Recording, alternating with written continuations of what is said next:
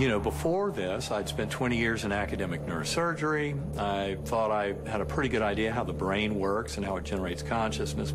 I'd heard occasional near-death experience stories, and I was certain that there would be some brain explanation. Eben Alexander is a Harvard-trained neurosurgeon.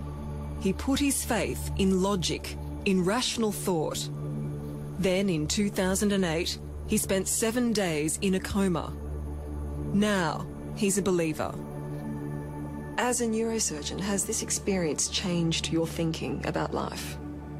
It has totally changed everything about my thinking.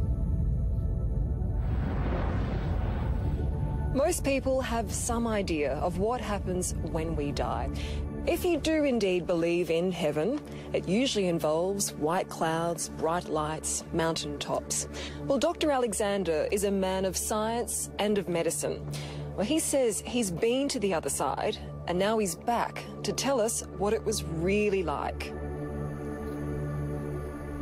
What you saw, or what you felt, is God. Is that your definition? Yes. Were you a man of faith before this? Before my coma, I had no belief whatsoever in a personal loving God.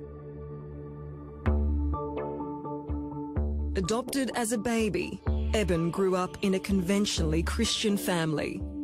If you had asked me before my coma, how much would a patient who was extremely sick and should have died from a severe case of bacterial meningitis, how much would they remember? I would have said nothing. They would not remember a single thing. That all changed when this life-saving surgeon suddenly found himself facing his own mortality. November 10, 2008. It didn't really start off as being very good, did it? No, it was basically like being struck by a freight train. Woke up at 4:30 in the morning, had severe back pain, like nothing I'd ever felt before. It was a very severe meningitis, and the CT scans showed that it coated my entire brain. There wasn't any part of my neocortex that was left unscathed. For 7 days, Dr. Alexander was in a coma.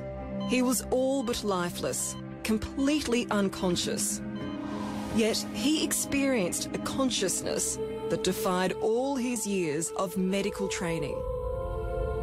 Here was this beautiful melody and this light spinning closer and closer. It opened up as a portal into this gorgeous realm that was verdant, waterfalls, colors indescribable, and millions of butterflies flying through, a very ultra-real scene. And then there was a warm breeze blowing through that was like the breath of divine. In the hospital, his doctors were losing hope. My physicians were telling my wife that basically she'd be raising our sons alone. My 10-year-old son, Bond, had heard that, realized it was very bad news, came running into my room, pried my eyes open, and, "Daddy, you're going to be okay. Daddy, you're going to be okay. Daddy, you're going to be okay." As if he said it enough, it would make it true. So your son was calling you back? I had to come back.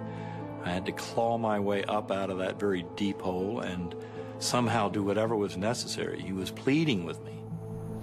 On the 7th day, against all odds, Dr. Alexander awoke.